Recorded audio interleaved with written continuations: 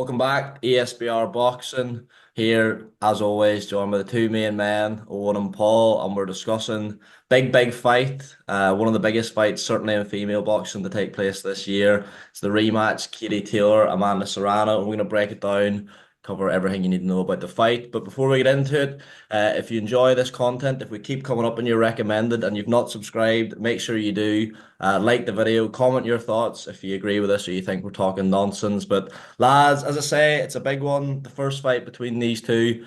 In many people's eyes, the best female fight of all time. It's certainly the best female fight I've ever watched back at Madison Square Garden, back a couple of years ago now. And the rematch taking place on the undercard is Jake Paul, Mike Tyson. So going to be plenty of eyeballs on it, rightly or wrongly. But basically, we'll get straight into it. The first fight was a massive fight. It was an entertaining fight. We love a rematch. The first fight was very close. So with all the variables that are going this, is this the biggest female fight of all time? Paul, I'll come to you first. Yeah, thanks, mate, for having me on as always. And I mean, yeah, I'm really looking forward to this one. It's an absolute mammoth fight, isn't it? Realistically, I know the three of us and a lot of other boxing fans will have eyes on this rather than the main event on the night. But yeah, mate, I think you've kind of alluded to it already. The first fight was an absolute humdinger. Like it was incredible. Fight of the year, one of the best female fights you've ever seen. And what makes to me, given how close the fight was, and the fact that, it's not like one's gone on and lost like three times since or whatever. Yes, Katie Taylor's had her defeat, but she avenged that loss. It's not like she's coming in off the back of two Chantel Cameron defeats, for example. I think it is the biggest female fight of all time, certainly of our lifetimes anyway. I know we're all the three of us are all in our twenties, so not going to sit here and say we knew much about female boxing from what the seventies or whatever. But yeah, mate, I think of our lifetimes and definitely thinking off the top of my head, this for me is absolutely the biggest female fight of all time. The first one was probably up there as one of the biggest, and added to that now the narrative there already that has been brewing again for a couple of years. How the fight went the last time, the way it was a fight of the year, how close it was, how both women have performed since, all of the belts they've won, all of the things they've achieved in the sport, and we're finally getting it again. So yeah, I would say that's a resounding yes from me, mate. I would be inclined to agree with you. I think even if they had an immediate rematch, the fight would be bigger than the first time they met, purely as you say, because of how close the fight was and how good it was. But when you factor in what both women have gone on to do since, obviously Katie Taylor with the two epic fights with Chantel Cameron being wrote off in the second fight by myself included, and delivering probably one of the best performances of her career, if not the best. And Amanda Serrano as well. She's beat good fighters. Erica Cruz Hernandez, a very good fighter. And then even the sort of side plots, we've got the lawsuit between Eddie Hearn and Jake Paul. I'm sure there'll be some interesting back and forth with them at the press conference. So I would agree with you. Does Owen McKendry agree with you? Yeah, I think it was the biggest female fight of all time then, and I think it still is now. I think I would have liked to have seen the rematch, probably not necessarily 2 years later. I think the way the first fight went, I think it would have been nice to have it pretty much soon after. But the fact we're getting it is good enough for me. I think you look at what Katie Taylor's done in terms of how globalized she's made female boxing, how good Amanda Serrano has been over the years. I think you struggle to find two better female fighters. I mean, like Paul said, it's difficult for us in terms of it's definitely our generation, but I think with all the eyes on boxing, female boxing now, sorry, compared to 25, 30, 40 years ago, it's 100% for me the biggest female fight of all time. Yeah, you've got two of, I mean, at the very least, two of the five best female fighters of all time, maybe top three in some people's eyes, factoring in Clarissa Shields. So yeah, it's massive for sure. As we touched on, that first fight was about 2.5 years ago now. We've touched a bit on what both ladies have done since then, but who whose form has impressed you the most? Oh, and obviously we Katie Taylor, she's had that mandatory against Karen Carabajal, who's a decent fighter, obviously levels below Katie Taylor and of course Amanda Serrano, and then the two fights with Chantel Cameron. The only name of note, really, Serrano's fought is Eric Cruz Hernandez. Heather Hardy well past her bet when she fought her. Sarah Mahfood, we know is limited. Danila Ramos, a limited fighter. But Serrano's won all those four fights, some more convincingly than others. Who's impressed you the most since that first fight? I think it's a difficult one because Katie Taylor dared to be great, but Amanda Serrano has been a lot more active. Serrano won the inaugural ring female featherweight titles against Sarah Mahfood. Obviously, I know everyone expected her to win, but she still made history in that. I think if I had to put it down to one fight, it'd be Katie Taylor in the Chantal Cameron rematch because, like you, Danny, I wrote her off as well. I thought it would have been repeat, and I thought it probably would have been a bit more convincing as well. Probably unfairly wrote Katie Taylor off. So I think as a whole, technically, you'd have to say Amanda Serrano because she's been more active. She's had more fights, more wins, and she has looked quite convincing in those victories. But I think personally, I'd put it down to one performance, and I'd say Taylor's impressed me more in that Chantal Cameron rematch. I think mainly because, like you said, everyone wrote her off, you and myself included, and I thought she was brilliant in that rematch. So I think as a whole, Serrano, but yeah, for me, one individual performance, I'm going to put it down to. So Katie Taylor for me. Yeah, I think you hit the nail on the head. The Chantel Cameron rematch is without a doubt the sort of standout bit of form. I mean, I was at Serrano's, I'm guessing it was her last fight, against Stevie Morgan over in Tampa, and that Stevie Morgan was rubbish, like they call a spade a spade. I think the fight was over in around 2 rounds. Heather Hardy, as I touched on, was approaching 40 when Serrano fought her, and I think she's actually just been like taken to hospital for some boxing related injury. So it gives you an idea of where she was at. I get even the win over Cruz Hernandez is a very good win, but it's a fighter Serrano would have had sort of natural size advantages over. So you can make a case for both. Obviously, Serrano's won all those fights. Katie Taylor suffered a defeat in there, but as you touched on, she's moved up in weight. Chantal Cameron a lot bigger, an established world level fighter. So that impresses me a bit more. Would you agree with that line of thinking, Paul? Yeah, I can't really disagree with either what you and the one have said, and I can't really add much more to it either, to be honest. She's kind of took the words out of my mouth. I think activity wise, and she obviously won every single fight, Amanda Serrano. So, in that sense, that's impressive. But as you alluded to, the kind of level of opposition, so to speak, only one real fight in there. All the rest you would have expected her to win convincingly. Even the one fight that you're mentioning there, the Hernandez fight, that was maybe had a little bit of jeopardy in it. I would still imagine that Amanda Serrano, I can't really remember, but I could imagine she was an overriding favorite with the She was a bookies. favorite, yeah. Whereas you look at the Katie Taylor and Chantel Cameron ones, and like, yes, she's obviously had that mandatory as well, and did lose. So, and you could argue, well, Serrano hasn't lost, Katie Taylor has, and that's fair enough. I can make that argument. But you look at those two fights, and they were close fights. Everyone knew that was going to be a hard ask for Katie Taylor in the first time, particularly in the second time. Chantel Cameron would have been a bigger favorite in the second fight, of course. So yeah, mate, I think if you're looking at it on a basis of level of opposition, I think Katie Taylor has definitely impressed me most because yeah, that second fight, I know we've talked at length already, but that rematch with Chantel Cameron, backs against the wall, everyone doubting her, and she just pulled it out of the bag, as you mentioned, arguably the best performance of her career. So yeah, definitely that's the standout for me, and hence why Katie Taylor has impressed me more. Yeah, it really was someone that, like, the more you speak about it, I mean, I wouldn't going into that fight, I was sort of half expecting Chantel Cameron to stop her. So it's one of the probably the standout, certainly from a UK/Ireland female boxer since I've started paying any attention to it. But both women getting on a wee bit. Katie Taylor's 38 now, Amanda Serrano 36. I mean, Serrano's had stupid amount of fights. Let me just actually get it up here so I get it right. Yeah, like 50 odd fights. Crazy. And Katie Taylor, obviously not as many pro fights, but had a very long amateur career. So I'm going to ask you, Paul, do you think either or both of these fine female fighters are on the decline slightly? Yeah, yeah, they probably are naturally. Like that's not me sitting here saying that they've seen better days, so to speak.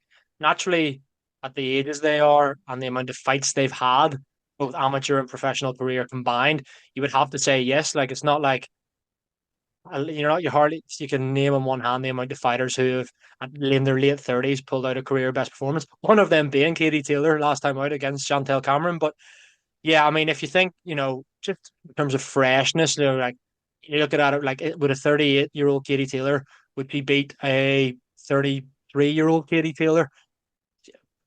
Probably not just on freshness or whatever, but then you could argue that her last performance is the best of her career. So maybe she's actually just at her peak now.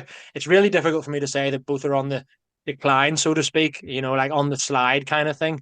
I think it's not a matter as if one is and one isn't. I think they're both getting on a little bit. Both have miles on the clock, for want of a better phrase. So I don't think it's a fact.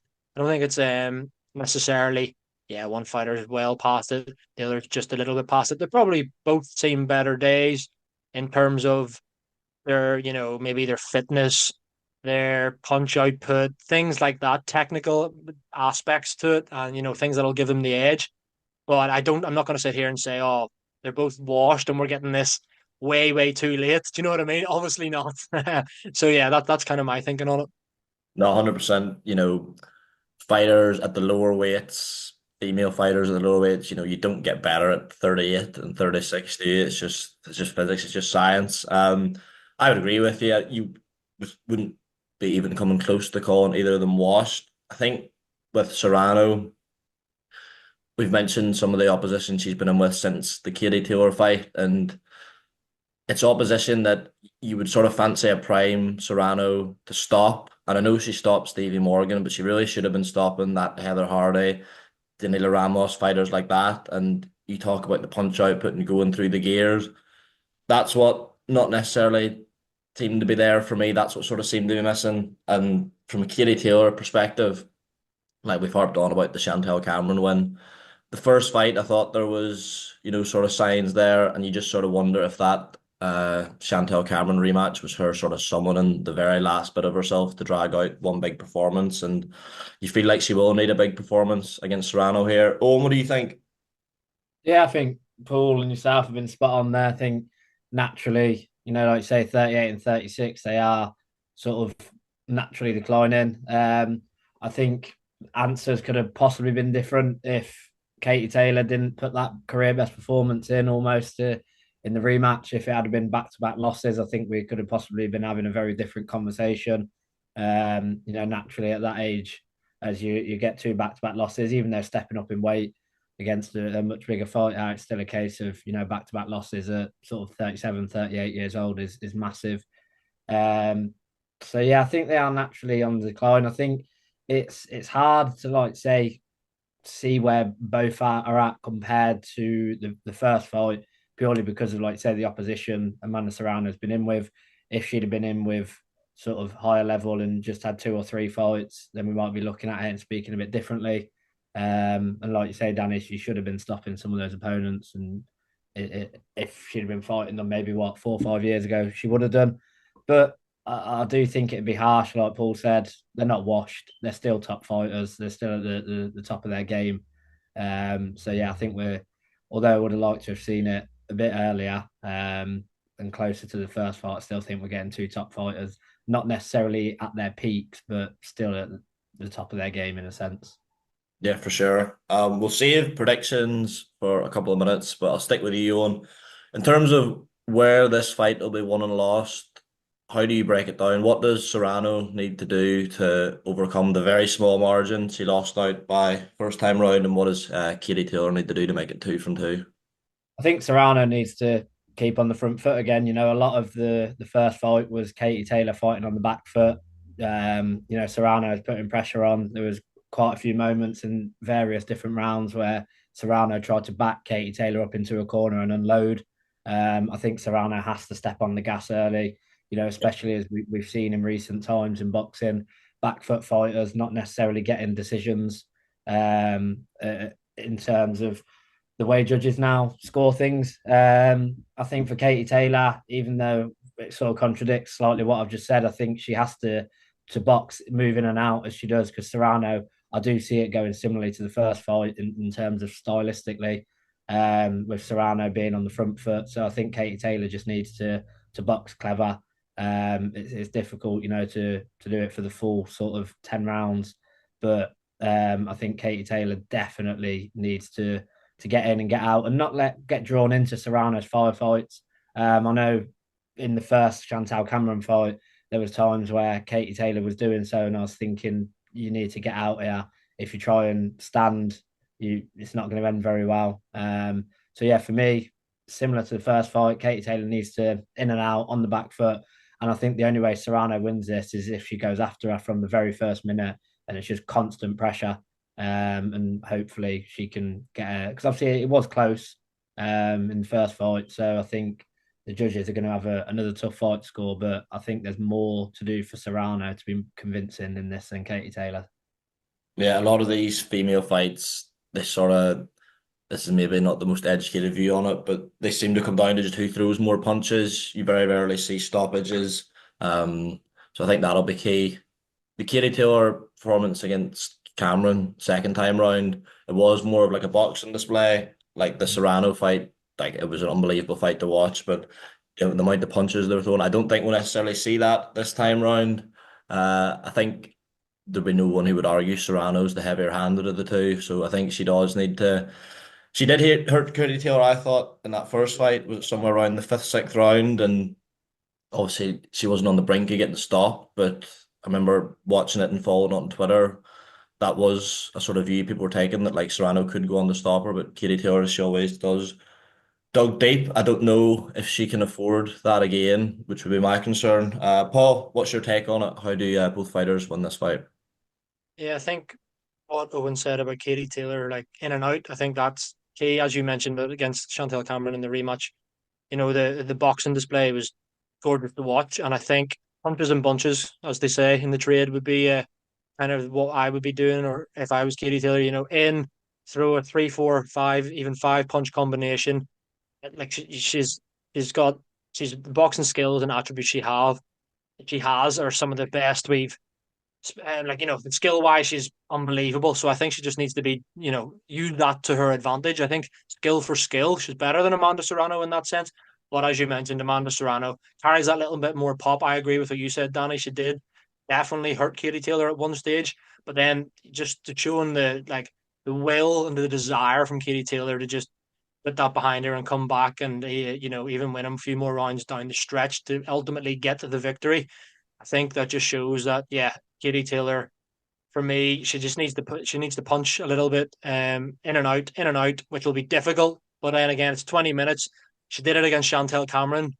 She'll maybe just have to summon it up again out of her heart of hearts to do it once more against Amanda Serrano. If you're Serrano, think that well, I think Serrano's best bet would be winning via stoppage, to be honest with you. I think she'll maybe need to think that as well. I'm not too sure. I know it's an MVP show, so to speak, but I think that she won't want to leave it to the judges' scorecards. I think she'll maybe also have a chip on her shoulder as well, to be honest with you, because I know she believes she won the first fight, as did Jake Paul and everyone in Team Serrano. So yeah, I think she needs to maybe be a bit more gung ho without being reckless. But yeah, for me, as if Katie Taylor boxes to the game plan like we know she can, I think we could potentially see her right off into the sunset with another victory. But I'm leaving my prediction for now. What will it be? It's an interesting point you make about it being an MVP show. Because obviously Jake Paul, as he would, was beating the drum that Serrano won the first fight, and the fact that the fight's in Texas. I mean, we know American judges favor aggression, but in Texas, particularly, it's something they look for. So that's an interesting thing to consider. But we will come on to predictions. Paul, I'll come to you first. I mean, I think I might know what way you're going, but how do you see this fight going? What happens? Yeah, I mean it's so close and it is really hard to call. But I'm going with Katie Taylor to repeat, and I think in my eyes, if I'm Katie Taylor, you just summon up something for another 20 minutes, 10 2-minute rounds, just get everything you can, put everything you can into it, win this fight, and sail off into the sunset as the best female fighter of all time. That's what I think she'll need to do, and I do think she'll be able to do it. I'm going Katie Taylor to win a razor thin, narrowly close decision once again. But yeah, ultimately repeating what she did the first time around, beating Amanda Serrano for the second time, and hopefully sailing off into the sunset. Oh, and what about you, mate? Repeat or revenge? Fortunately for the viewers, I have to agree. I think it will be a repeat. Like I say, I think Serrano is going to have to get on the front foot nice and early and step on the gas and be as aggressive as she literally physically can be. But I just think Katie Taylor, as Paul said, I think she's just going to be able to do enough. I don't think we'll see her in a ring again after this fight. So I think, like Paul said, it's going to be a case of it's just 10 rounds. It's only 2 minutes a round, although it'll seem the longest 2 minutes of a life each round. Just get in and get out and, like say, sail off into the sunset. I think Katie Taylor is just that little bit better than Serrano. And I think I do agree with you, Danny. I think Serrano's best bet is stoppage. However, like say with being an MVP show, where it is, the judges' style, it wouldn't surprise me if the judges did swing it the other way, and Serrano did get the decision, whilst not necessarily deserving it. But I'm sticking with Katie Taylor points. I've actually changed my mind like 3 times during this call. Before it, I was like, I think Serrano will beat her. And then when he was talking, I was like, oh, maybe Katie could do it. But I just think the activity Serrano's had might prove to be the difference. I mean, she's fought in July. Granted, it was only a couple of rounds, but she'll have had a good camp for that. She probably won't have had that long out of the gym before going to this one. I mean, this fight was always there, and I just think the fate of Katie Taylor. I mean, I'm going off something we don't know, but at 38, if they've slowed and Serrano's able to get there, I don't necessarily think Serrano will stop her, but I think she'll hit her hard enough and often enough to sort of put Katie Taylor off doing the in and out quick flurries that you mentioned. And when you factor in where the fight is, who's putting the fight on, I just pains me to say it, obviously, but fancy Serrano to win on the cards. But we'll see. Maybe I was just trying to keep it interesting because it was you supposed to have gone for Taylor, but I do think Serrano will win, but could obviously be subject to change. Lads, really enjoyed breaking that down with you. Hopefully, you watching at home enjoyed it. If you did, make sure to subscribe. As I said at the start, we've got loads of content coming around this fight, any fight, betting shows, final predictions, interviews, whatever you want. We've got it. Lads, thanks again. Enjoy the rest of your day. Looking forward to this one, and we'll chat again soon. Cheers. Nice one, chaps. When do you stop that recording?